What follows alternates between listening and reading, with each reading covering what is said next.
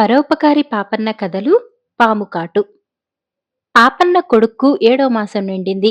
ఒకనాడు మీనాక్షి బిడ్డకు నీళ్లు పోసి అరుగుపైన పడుకోపెట్టి బట్టలు ఆరవేస్తుండగా పిల్లవాణ్ణి పాము కరిచింది.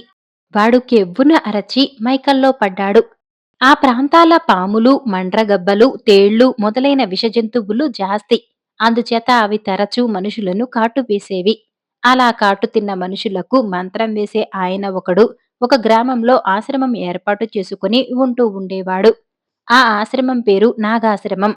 పాపన్న, మీనాక్షి బిడ్డను తీసుకుని బండి ఎక్కి మంత్రం వేయించటానికి ఆ నాగాశ్రమానికి బయలుదేరారు. దోవలో ఒక ఆడది బిడ్డను ఎత్తుకుని ఏడుస్తూ నడుస్తున్నది. ఆ ఆడది పాపన్న బండి చూసి ఆగి, అయ్యా, నా బిడ్డకు పాము కరిచింది. నాగాశ్రమానికి పోవాలి. బండిలో ఎక్కనిస్తావా? త్వరగా పోతే బిడ్డ బతకవచ్చు అన్నది. ఎక్కమ్మా, మేం కూడా అక్కడికే పోతున్నాం అని పాపన్న ఆమెను కూడా బండిలో ఎక్కించుకున్నాడు. ఆమె స్పృహ లేని తన బిడ్డతో సహా మీనాక్షి పక్కనే కూర్చున్నది. నాగాశ్రమంలో దెయ్యాలు పట్టిన వాళ్ళు, మూర్ఛల వాళ్ళు, తేళ్లు కుట్టిన వాళ్ళు, పాములు కరిచిన వాళ్ళు, వాళ్లను తీసుకువచ్చిన వాళ్ళు గుంపుగా ఉన్నారు. ఆశ్రమంలో ఉన్న నౌకరి ఒకరి తర్వాత ఒకరిని లోపలికి పోనిస్తాడు. ఆ నౌకరు పాపన్నను బాగా ఎరుగును. అందుచేత అతన్ని చూడగానే పలకరించి కుశల ప్రశ్నలు వేశాడు. వాళ్ళిద్దరూ ఏం మాట్లాడుతారో విందామని మీనాక్షి గుడ్డల్లో చుట్టి ఉంచిన తన కొడుకును బండిలోనే ఉంచి ఇవతలకి వచ్చింది. పాపన్న బండిలో వచ్చిన ఆడమనిషి ఇదంతా చూసి పాపన్నకు త్వరగా ప్రవేశం కలుగుతుందని గ్రహించుకుని బిడ్డలను మార్చేసి తన బిడ్డను మీనాక్షి బిడ్డ బట్టలలో చుట్టి బండిలో పెట్టేసి మీనాక్షి కొడుకును తన బట్టలలో చుట్టేసి పట్టుకున్నది. ఆమె అనుకున్నట్టే అయింది. లోపల ఉన్న వారెవరో బయటకు రాగానే నౌకరు పాపన్నను లోపలికి పోనిచ్చాడు.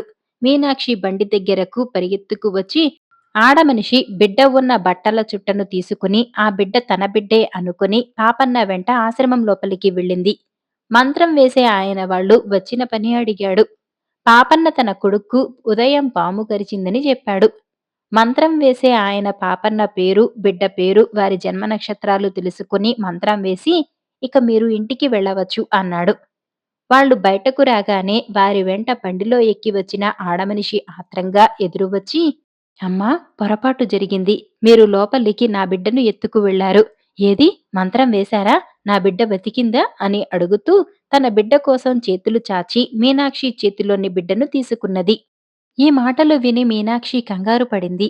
కాని పాపన్న మటుకు తొందరలో బిడ్డలు మారిపోయారేమో అనుకుని, మంత్రం వేశారమ్మా, నీ బిడ్డకేమీ భయం లేదు అన్నాడు. నీ బిడ్డ మా బట్టల్లోకి ఎలా వచ్చింది అని మీనాక్షి అడిగింది. ఆమె ఆ ఆడమనిషి చేతిలో నుంచి తన బిడ్డను తీసుకున్నది. మీనాక్షి ప్రశ్నకు సమాధానం చెప్పకుండా ఆ ఆడమనిషి, పాపం మీ బిడ్డకు కూడా తొందరగా మంత్రం వేయించుకోండమ్మా అన్నది, వారి హితం కోరిన దానిలాగా. మా బట్టలు మాకిచ్చేయ్ అంటూ మీనాక్షి తన బిడ్డకు కప్పి ఉన్న బట్టలు తీసింది. మీనాక్షి బిడ్డ కళ్ళు తెరిచి కాళ్ళు చేతులు ఆడించాడు. ఆ ఆడమనిషి కూడా తన బిడ్డకు చుట్టి ఉన్న బట్టలు తీసింది. తన బిడ్డ ఇంకా పాముకాటు మగతలోనే ఉండటం చూసి ఆమె గుండె గుబేలుమన్నది. ఆమె కంగారుతో అమాంతంగా పాపన్న కాళ్ళు పట్టుకుని, బాబూ, నేను చేసిన పాపానికి మంచి ప్రాయశ్చిత్తం జరిగింది. నా బిడ్డకు త్వరగా మంత్రం పడాలన్న దురుద్దేశంతో బిడ్డలను మార్చాను. మంత్రం వేసినా నా బిడ్డ కోలుకోలేదు. మంత్రం వేయకపోయినా మీ బిడ్డ కోలుకున్నాడు. పాపిష్టిదాన్ని, నా బిడ్డ ప్రాణాలు నిలువునా తీశాను అని శోకాలు పెట్టి కన్నీరు వరదలయ్యేటట్టు ఏడవసాగింది. పాపన్న ఆమెను ఓదార్చుతూ, ఇలా జరగటానికేదో కారణం ఉంటుంది. నువ్వు భయపడకు. నీ బిడ్డకు మళ్ళీ మంత్రం వేయిత్తాం అన్నాడు. అతను తనకు పరిచితుడైన నౌకరుతో చెప్పి ఆ ఆడమనిషి త్వరగా లోపలికి వెళ్లే ఏర్పాటు చేశాడు. ఆ నౌకరే పాపన్నతో అసలు రహస్యం చెప్పాడు. మంత్రం ఏ మనిషికని వేస్తే ఆ మనిషికే పని చేస్తుంది. మంత్రం వేసే ఆయనకా మనిషి ఎదురుగా ఉండాలన్న నియమమేమీ లేదు. ఆ సంగతి ఆ ఆడమనిషికి తెలియదు. అందుకే అనవసరంగా కకుర్తిపడి నీచపు పనికి ఒడిగట్టింది. కొద్దిసేపట్లో ఆ ఆడమనిషి తన బిడ్డకు కూడా మంత్రం వేయించుకుని బయటకు వచ్చింది. ఆమె బిడ్డ కూడా కళ్ళు తెరిచి ఆడుకుంటున్నది. ఆమె ఈసారి పాపన్నకు తన పశ్చాత్తాపంతో పాటు కృతజ్ఞత కూడా చెప్పుకుంది. ఎందుకంటే పాపన్న సహాయపడకపోతే ఆమె త్వరగా లోపలికి వెళ్ళగలిగి ఉండేది కాదు. పాపన్న తిరుగు ప్రయాణంలో కూడా ఆమెను తన బండిలోనే ఎక్కించుకొని ఆమెను ఉండే గ్రామంలో ఆమె ఇంటి దగ్గర దింపి మీనాక్షితోనూ పిల్లవాడితోనూ ఇంటికి వచ్చేశాడు. ధర్మనిధి పాపన్న ఉండే ఊరి గ్రామాధికారి తన పెరడులో బావి తవ్వించగోరి ఒక గొప్ప క్షేత్రజ్ఞుణ్ణి పిలిచి ఆ స్థానంలో బావి తవ్వితే మంచినీరు పడుతుందేమో చెప్పమన్నాడు. క్షేత్రజ్ఞుడా పెరడు చూసి, అయ్యా, మీరు మంచినీటి మాట అడుగుతున్నారేమిటి? ఇక్కడ 4 నిలువల లోతున పెన్నిది ఉన్నది. అయితే అది సులువుగా దొరకదు. గజలక్ష్మి పూజ, నాగపూజ చెయ్యాలి. 1 మాసం కఠిన ఉపవాసం చెయ్యాలి అన్నాడు. ఈ మాట విని గ్రామాధికారి లోలోపల సంతోషించి పైకి మాత్రం క్షేత్రజ్ఞుడితో, అయ్యయ్యో, ఆ వ్రతాలు పూజలు ఉపవాసాలు నేనెక్కడ చేయగలను? మీ దయ వల్ల దేవుడే లోటు లేకుండా ఇంత ఇచ్చాడు. అయినా ముందు రాబోయే వాళ్ళకైనా అవసరం పడితే పనికి వస్తుంది. అందుచేత మీరీ మాట చెప్పింది మంచిదే అయింది అని ఆయనకు కొంత డబ్బు ముట్ట చెప్పి పంపేశాడు. తర్వాత గ్రామాధికారి పురోహితుణ్ణి పిలిపించి, ఏమయ్యా, నాకు గ్రహచారం సరిగా లేదని పెద్ద ఉపద్రవాలు నష్టాలు రానున్నాయని జ్యోతిష్కులంటున్నారు. గజలక్ష్మి వ్రతము నాగపూజ చేస్తే అవి నివారణ అవుతాయట. అవి ఎలా చెయ్యాలి? వాటి తంతేమిటి? అందుకెంత ఖర్చవుతుంది అని అడిగాడు. చిత్తం. గజలక్ష్మి వ్రతం చేస్తే సంపద సిద్ధించే మాట నిజం. అందుకు గాను 1 నెల పాటు నిరాహారంగానూ, నిష్టగానూ ఉండాలి. అర్ధరాత్రి వేళ నాగపూజ చెయ్యాలి. తెల్లవారుజామున 3 గుక్కలు పాలు తాగి దంపతీ సహితంగా లక్ష్మీ పూజ చెయ్యాలి. చాలా కఠిన వ్రతం. ఖర్చుదేముందిలెండి, 1000కి మించదు అన్నాడు పురోహితుడు. ఈ వివరాలు విని గ్రామాధికారి తెల్లమొహం వేశాడు. ఆయన ఎన్నడూ ఉపవాసాలు చేసినవాడు కాదు. భోజన ప్రియుడు కూడాను. మిగిలిన వాళ్లకు ఉన్నా లేకపోయినా తన మట్టుకైనా మంచి మంచి వంటకాలు చేయించుకుని ముప్పూటలా తృప్తిగా భోంచేసేవాడు. ఈ వ్రతం మన వల్ల అవుతుందా? అన్నాడు గ్రామాధికారి. ఆ మాట వినగానే పురోహితుడికి భయం వేసింది. తనకు వచ్చే డబ్బు కాస్త పోతుందేమోనని. గ్రామాధికారి ఈ వ్రతం చేసినట్టయితే ఒక్క దెబ్బన పురోహితుడి దారిద్ర్యం తీరిపోతుంది. అందుచేత ఆయన గ్రామాధికారితో, దీక్ష మీరే పట్టాలన్న నియమం లేదే. ఆ పని మరే దంపతులు చేసి వ్రతం సాగించినా అందుకయ్యే ఖర్చంతా మీరే భరించే పక్షంలో వ్రతఫలం విధిగా మీకే చెందుతుంది కదా అన్నాడు. గ్రామాధికారికి చొప్పున పరోపకారి పాపన్న, అతని భార్య గుర్తుకొచ్చారు. వాళ్ళు ఫలాపేక్ష లేకుండా ఎవరికి ఏ ఉపకారం చేయమన్నా చేస్తారు. వ్రతం పూర్తయ్యాక వారికి తృణమో పణమో ముట్ట చెప్పినా తనకు పెద్ద నష్టమేమీ ఉండదు. వ్రతానికి అవసరమైన ఏర్పాట్లు చేస్తానని చెప్పి పురోహితుణ్ణి పంపేసి గ్రామాధికారి పాపన్న ఇంటికి వెళ్ళి, పాపన్న, నీ వల్ల నాకొక ఉపకారం కావలసి ఉంది. ఏమంటావు అన్నాడు. ఏమిటో చెప్పండి, తప్పక చేస్తాను అన్నాడు పాపన్న. నీవు నీ భార్య నెల రోజుల పాటు మా ఇంట ఉండి ఉపవాసం చేస్తూ గజలక్ష్మి వ్రతము నాగపూజ జరిపించాలి అన్నాడు గ్రామాధికారి. పాపన్న సరేనన్నాడు. పురోహితుడు ఏ రోజున వ్రతాచరణ ప్రారంభం కావలసింది నిర్ణయించాడు. పాపన్న, మీనాక్షి ఆనాడు గ్రామాధికారి ఇంటికి వెళ్లి వ్రతదీక్ష పూనారు. వారు నెల రోజుల పాటు పురోహితుడు చెప్పిన విధులన్నింటినీ తూచా తప్పకుండా నిర్వర్తిస్తూ ఉపోషాలు చేసి వ్రతం పూర్తి చేశారు. వ్రతం చేయించిన గ్రామాధికారి సుష్టుగా భోజనం చేసి పిడిరాయిలాగా ఉన్నాడు. మంత్రాలు చదివి దక్షిణలు సంగ్రహించిన పురోహితుడు మరింత సుఖంగా నిద్రపోయి సుఖంగా ఉన్నాడు. నిద్రాహారాలు లేక పాపన్న, మీనాక్షి మాత్రం చిక్కి శల్యావశిష్టులైపోయారు.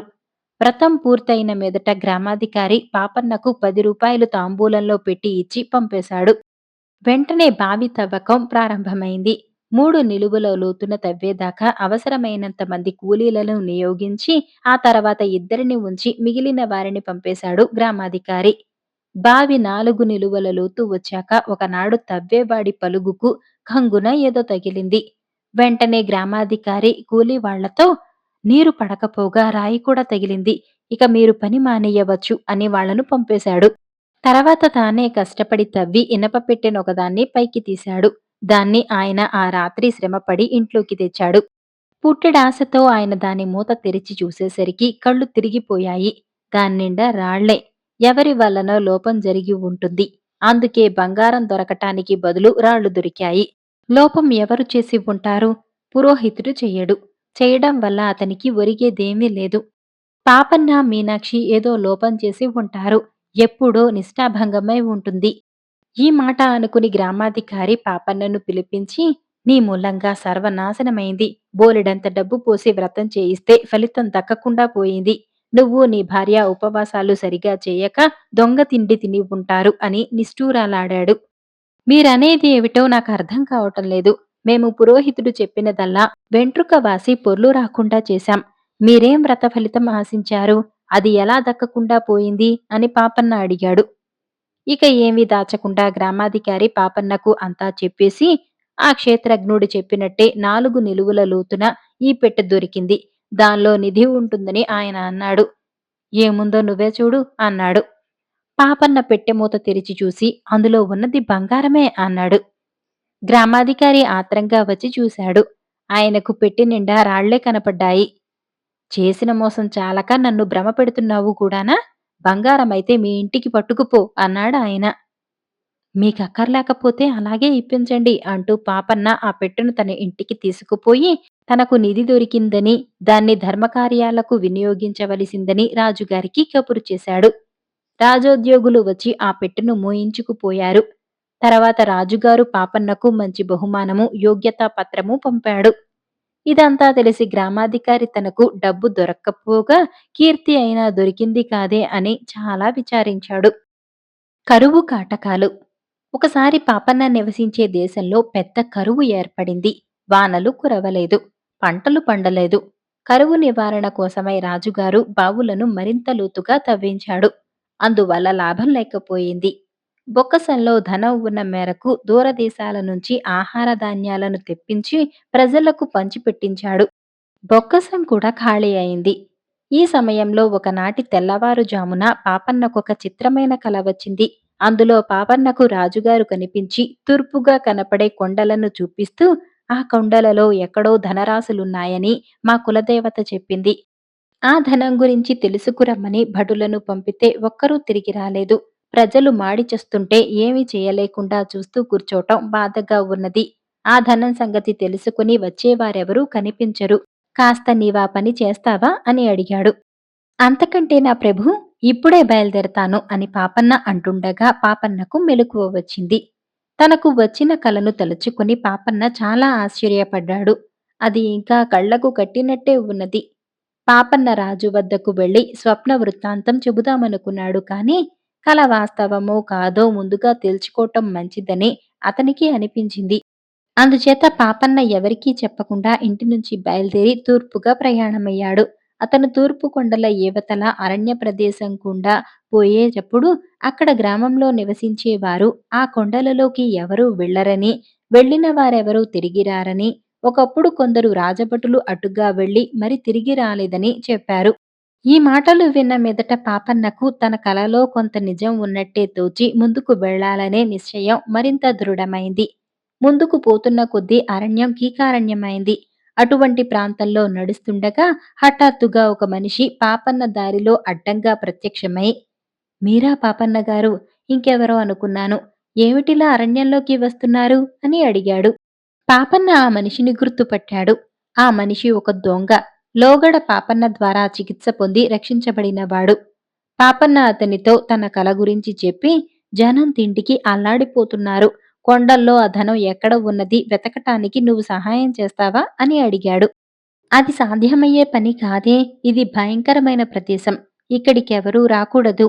నా పైన దయ ఉంచి మీరు తిరిగి వెళ్ళండి అన్నాడా దొంగ. ఒక వంక ప్రజలు తిండి లేక కటకటలాడుతుంటే ఇక్కడ ధనం ఉన్నదని తెలిసి ఎలా వెనక్కుపోను అని పాపన్న అడిగాడు.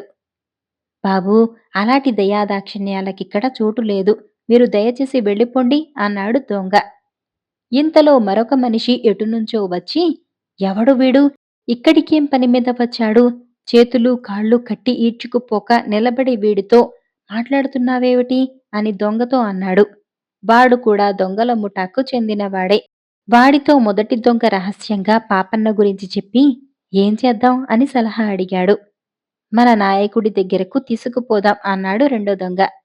ఇద్దరూ కలిసి పాపన్నను దొంగల నాయకుడి వద్దకు తీసుకుపోయారు.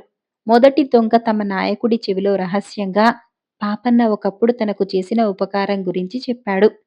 అంతా విని దొంగల నాయకుడు పాపన్నతో, మా ప్రాంతానికి వచ్చిన వాళ్లను ప్రాణాలతో పోనించే అలవాటు మాకు లేదు. అయినా నీవు మాకు ఉపకారం చేసి ఉన్నవాడివి కనుక నిన్ను నిరపాయంగా తిరిగి వెళ్ళిపోనిస్తాను సరేనా అన్నాడు. మీ అభిమానానికి కృతజ్ఞుణ్ణి. కానీ నాకు ఒక్క ఉపకారం చేయించండి. ఈ కొండలలో ఉండే ధనరాశులు నాకు చూపించినట్టయితే నేను తిరిగి వెళ్లి వాటి వివరాలు రాజుగారితో చెప్పి ఆ తర్వాత జరగవలసిన ఏర్పాట్లు చేయిస్తాను అన్నాడు పాపన్న. ఇంకా నయం, ఎంతవరకు నీవు చూసినది ఎవరకూ చెప్పనని మా కాళికమ్మ వారి ఎదుట ప్రమాణం చేస్తేనే నిన్ను ప్రాణాలతో తిరిగి పోనిచ్చేది అన్నాడు దొంగల నాయకుడు. నాకు చూపటం ఇష్టం లేకపోతే ఇక్కడ ఉండే ధనాన్ని మీరే తిన్నగా రాజుగారి వద్దకు పంపండి అన్నాడు పాపన్న. దొంగల నాయకుడు మండిపడి, మా కష్టార్జితాన్ని మేము ఎవరికీ ఇవ్వము. మా సంగతి ఎవరికీ చెప్పనని కాళిక ముందు ప్రమాణం చేయకపోతే నిన్ను కాళికకు బలి ఇచ్చేస్తాము అన్నాడు. నేనలాంటి ప్రమాణం చెయ్యలేను అన్నాడు పాపన్న. మరుక్షణమే దొంగలు పాపన్నను చెరొక రెక్క పట్టుకొని కాళికా విగ్రహం వద్దకు తీసుకుపోయారు. అది 2 నిలువల ఎత్తుగల భయంకరమైన విగ్రహం. ఇప్పుడైనా కాళిక ముందు ప్రమాణం చెయ్యి, ప్రాణాలతో బయటపడతావు అన్నాడు దొంగల నాయకుడు. నేనిక్కడికి డబ్బు కోసం వచ్చాను, మీ రహస్యాన్ని కాపాడటానికి కాదు అన్నాడు పాపన్న దృఢంగా. పాపన్న తల తెగేయడానికి దొంగల నాయకుడు కత్తి ఎత్తాడు. ఆ క్షణంలోనే కాళికా విగ్రహం ఎవరో తోసినట్టుగా మొదలంటా విరుచుకొని పక్కకు ఒరిగి దొంగల నాయకుడిపైన పడింది. దొంగల నాయకుడు దాని కింద పడి ఒక్క మూలుగుతో ప్రాణాలు వదిలాడు. చూశారా? నన్ను దేవే ఇలా పంపింది. మీకింకా మీ నాయకుడితో పని లేదని చెప్పటానికి అతన్ని బలిపుచ్చుకున్నది. ప్రజలు కరువు బాధ నుండి బయటపడటానికి మీ ధనం అవసరం. ఈ మాట కలలో దేవి చెప్పిన మీదటనే నేనిలా వచ్చాను. నా వెంట రండి. రాజుగారు మిమ్మల్ని శిక్షించకుండా నేను చూస్తాను. మీరంతా మామూలు ప్రజలతో కలిసి జీవించటం ప్రారంభిస్తే దేవి సంతోషిస్తుంది అని పాపన్న దొంగలకు నచ్చచెప్పాడు. పాపన్న ధైర్యం కళ్ళారా చూసిన దొంగలకు అతని మాటలలో సులువుగా గురి కుదిరింది. వాళ్ళు తమ ధనమంతా మోసుకుని రాజుగారి వద్దకు పాపన్న వెంట వెళ్లారు. రాజుగారు దొంగలందర్నీ క్షమించి వాళ్లకు జీవనోపాధులు ఏర్పాటు చేసి వారి ధనంతో కరువు నివారణ యత్నాలు చేశాడు. దారిలో దాహం. ఒకసారి పాపన్న నివసించే ఊళ్ళో ఒక విచిత్రమైన భయంకరమైన పిల్లల రోగం ప్రారంభమైంది. 2 రోజుల పాటు పిల్లలు తిండి తినక ఆటలాడక నీరసంగా ఏడుస్తూ ఉంటారు. 3 రోజున జ్వరం పట్టుకున్నది. 3 రోజులు జ్వరంతో బాధపడి పిల్లలు చచ్చిపోతారు. ఆ జ్వరానికి చికిత్స చేయగల వైద్యులెవరూ ఆ ఊళ్ళో లేరు. 10 మైళ్ల దూరాన శివపురంలో ఉండే చక్రవైద్యుడనే ఆయన ఆ జ్వరానికి తగిన చికిత్స చేసి నయం చేయగలిగాడు. ఆ వైద్యుణ్ణి తీసుకురావాలంటే ఖర్చు ఎక్కువ. అది భరించుకోలేని వాళ్ళు పిల్లలను శివపురానికి తీసుకుపోయి వైద్యుడికి చూపించి మందు తీసుకుని వచ్చేసేవాళ్ళు. బిడ్డను చూసి పరీక్ష చేయకుండా వైద్యుడు మందిచ్చేవాడు కాదు. జ్వరం తగలక ముందే చికిత్స చేయాలి. జ్వరం తగిలాక ఏ మందు పనిచేయదు. జ్వరం తగలక ముందే చికిత్స ప్రారంభించిన వాళ్ళు వైద్యుడిచ్చిన మందుతోనూ, ఆయన చెప్పిన పథ్యపానాలతోనూ జ్వరం రాకుండా చేసుకోగలిగేవారు. ఒకనాటి ఉదయం పాపన్న బిడ్డకు జ్వరం రాబోతున్న సూచనలు కనిపించాయి. వెంటనే బిడ్డను చక్రవైద్యుడి వద్దకు తీసుకుపొమ్మని పాపన్న భార్య అన్నది. అయితే సమయానికి పాపన్న సొంత బండి లేదు. ఇంకెవరి బిడ్డనో వైద్యుడింటికి తీసుకుపోవాల్సి వస్తే పాపన్న తన బండినిచ్చాడు. అందుచేత వైద్యుణ్ణి తన ఇంటికి పిలిపించుకువచ్చి బిడ్డను చూపించాలనుకున్నాడు పాపన్న. ఇంతలో పొరుగింటి సోమన్న ఆత్రంగా వచ్చి, పాపన్నగారు, మా బిడ్డకు ఆ పాడు జ్వరం వచ్చేటట్టు ఉన్నది. చక్రవైద్యుడి వద్దకు తీసుకుపోయి చూపించాలి. మీ బండి కాస్త ఇస్తారా అని అడిగాడు. పాపన్న తనకు కూడా అదే సమస్య వచ్చిందన్నాడు. పదండి, పోయి వైద్యుణ్ణే తీసుకువద్దాం అన్నాడు సోమన్న. తనకు తోడు దొరికినందుకు పాపన్న కూడా సంతోషించాడు. ఇద్దరూ శివపురానికి బయలుదేరారు. కొంత దూరం వెళ్ళినాక సోమన్న, మనం రోడ్డు వెంబడ పోతే 10 మైళ్ల దూరం. ఇటు కొండ పక్కగా అడ్డదారిన వెళితే 2 మైళ్లు తగ్గుతుంది అన్నాడు. అయితే అడ్డదారినే పోదాం అన్నాడు పాపన్న. ఇంతలోనే రహదారి వెంబడి ఒక గుర్రపు బండి వేగంగా వారిని దాటి వెళ్ళింది. దాన్ని ఒక యువకుడు తోలుతున్నాడు. ఒక యువతి బండిలో కూర్చొని ఉన్నది. బండి ఎంతో దూరంలో వెళ్లకుండానే ఆగిపోయింది. బండిలో ఉన్న స్త్రీ, అయ్యో, సహాయం రండి, సహాయం అని ఆర్తనాదం చేసింది. ఆర్తనాదం వింటూనే పాపన్న బండికేసి పరిగెత్తాడు. సోమన్న విసుక్కున్నాడు. పాపన్న వెళ్ళేసరికి బండి తోలుతూ ఉండిన యువకుడు కళ్ళెం వదిలేసి బండిలో ఒరిగిపోయి ఛాతీ పట్టుకుని మూలుగుతూ దాహం, మంట అంటున్నాడు. ఈయన నా భర్త ఉన్నట్టుండి సుస్థి చేసింది. బయలుదేరేటప్పుడు చేసిన భోజనంలో ఏదో వికటించింది. కడుపు నొప్పి, దాహం అన్నారు. చెంబులో నీళ్లు అందించాను. బండి కుదుపులకు చెంబు దొర్లి నీరంతా ఒలిగిపోయింది. గ్రహచారం చాలక బండివాడితో పోట్లాడి తానే తోలుతూ వచ్చారు. వాడు నా కాసిని నీరు తెచ్చిపెట్టెను. మీరు ఈ చెంబుతో కాస్త నీరు తెచ్చి పుణ్యం కట్టుకోండి. మీ మేలు మరిచిపోం అని బండిలో ఉన్న ఆడది పాపన్నను బతిమాలింది. మనం తొందరగా పోవాలి అని సోమన్న జ్ఞాపకం చేశాడు. కాని పాపన్న వినిపించుకోకుండా చెంబు తీసుకుని దూరాన కనపడే గుడికేసి పరిగెత్తాడు. ఈ మనిషితో పెట్టుకుంటే ఇంతే అనుకుని సోమన్న నేను పోతున్నానయ్యోయ్ అని కేకపెట్టి అడ్డదారిన కాలు సాగించాడు. పాపన్న శరవేగంతో గుడి చేరుకుని అక్కడి పూజారి ఇంటి నుంచి నీరు తీసుకుని బండి వద్దకు తిరిగి వచ్చాడు. యువకుడు నీరు తాగి కొంచెం తేరుకున్నాడు. కాని అతని కడుపు నొప్పి తగ్గలేదు. అతను బండిలో పడుకుని నేనింక బండి తోలలేను అన్నాడు. అతను శివపురం జమీందారు కొడుకు. తన భార్యను ఆమె పుట్టింటి నుంచి తన ఇంటికి తీసుకుపోతున్నాడు. మీరు విశ్రాంతి తీసుకోండి. నేను బండి తోలి మిమ్మల్ని ఇంటి దగ్గర దిగవిడిచి ఆ తర్వాత నా పని చూసుకుంటాను అన్నాడు పాపన్న. అందువల్ల మీ పని పాడు కాదు కదా అన్నది చిన్న జమీందారు భార్య. నేను శివపురంలో ఉండే చక్రవైద్యుడింటికి పోతున్నాను. మా బిడ్డకు విషజ్వరం తగిలినట్టున్నది అని చెప్పాడు పాపన్న. మేము శివపురమే పోతున్నాము కనుక మీకేమీ ఇబ్బంది ఉండదు అన్నదామె. పాపన్న బండిని వాయువేగంతో తోలి శివపురం జమీందారు గారింటి ముందు ఆపాడు. జమీందారు కొడుకు భార్యతో సహా బండి దిగి ఒక నౌకరును పిలిచి వీరిని చక్రవైద్యుడింటికి తీసుకుపో.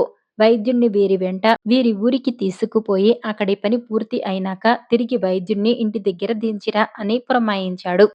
ఆ బండిలోనే పాపన్న చక్రవైద్యుడింటికి వెళ్ళాడు. జమీందారు గారి బండి తన ఇంటి ముందాగగానే వైద్యుడు పరిగెత్తుకుంటూ వచ్చి పాపన్న వచ్చిన పని తెలుసుకుని తన కోసం వేచి ఉన్న రోగులందరినీ ఉండమని చెప్పి బండిలో ఎక్కి పాపన్న ఊరికి బయలుదేరాడు. వైద్యుడు వెళ్ళిన కొంతసేపటికి కాళ్ళు తీపులు పెడుతూ సోమన్న వైద్యుడింటికి చేరుకున్నాడు. అడ్డదారిలో అతనికి ఎదురు దెబ్బలు తగిలాయి, ముళ్ళు గుచ్చుకున్నాయి. ఇంత శ్రమపడి వస్తే వైద్యుడు బండిలో ఎటో వెళ్ళినట్టు తెలిసింది. ఆయన రాక కోసం ఎదురు చూస్తూ సోమన్న అక్కడే కూర్చున్నాడు. ఈ లోపల వైద్యుడు పాపన్న ఇల్లు చేరుకొని పాపన్న బిడ్డను పరీక్షించి మందిచ్చి పథ్యపానాలు చెప్పాడు. తర్వాత పాపన్న వైద్యుణ్ణి సోమన్న ఇంటికి తీసుకుపోయి అతని బిడ్డకు కూడా మందిప్పించాడు. వచ్చిన పని అయిపోగానే వైద్యుడు జమీందారు గారి బండిలో తన ఇంటికి తిరిగి వెళ్లి బండిని పంపేశాడు. సోమన్న ఆయనను చూసి తన ఊరు పేరు తను వచ్చిన పని చెప్పాడు. నేనిప్పుడు మీ ఊరు నుంచే వస్తున్నాను. వారి బిడ్డకు మీ బిడ్డకు కూడా మందిచ్చాను అన్నాడు వైద్యుడు. పాపన్నను వదిలేసి బయలుదేరినందుకు తనకు మంచి శాస్తే జరిగిందనుకుని సోమన్న కాళ్ళీడ్చుకుంటూ దారంతా నడిచి అర్ధరాత్రి వేళకు ఇల్లు చేరుకున్నాడు.